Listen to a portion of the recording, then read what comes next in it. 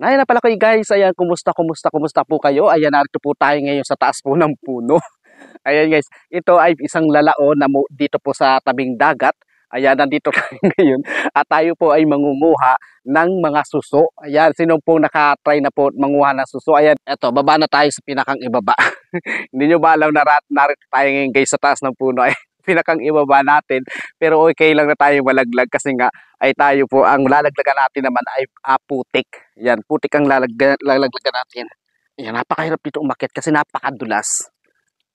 Nag-try lang ako guys umakyat. Kasi napakatagal ko nang hindi nakakaakyat ng puno mula nung pagkabata ko. Hindi pa ako nakakatry ulit. Yan, ngayon lang ulit tayo nakatry dito.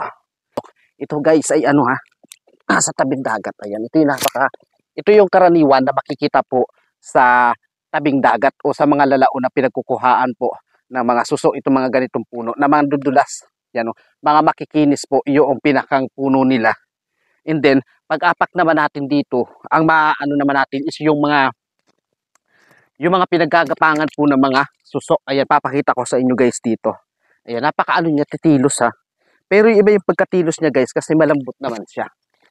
Ayan, ito yung pinakang pag naapakan mo siya, kung saan nababali siya kagad. Yan, dito tayo muna sa parte na to. Kasi may mga nakita ako dito na mga style na suso. Iwan ko ito yung kinakain. Ito. Tayo dito guys. Ito yung mga suso niya. Ayan, itong part na to. Ayan. Sino guys na nakatry na kumain po ng ganitong mga suso? Parang ito nilalawak sa sabaw.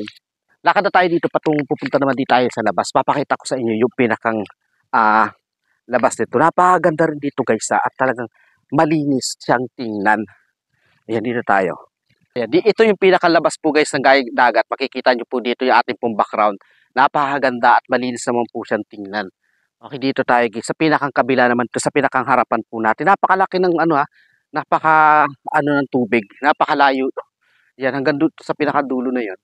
Ayan napakalayo guys ng tubig dagat. Hanggang doon pa yan.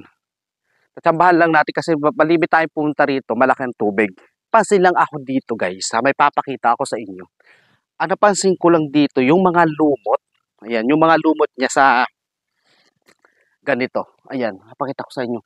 Yung lumot niya, puro lumot yung pinag-aanohan ng, ayan ang ganda siya. Lumot na yung malapot.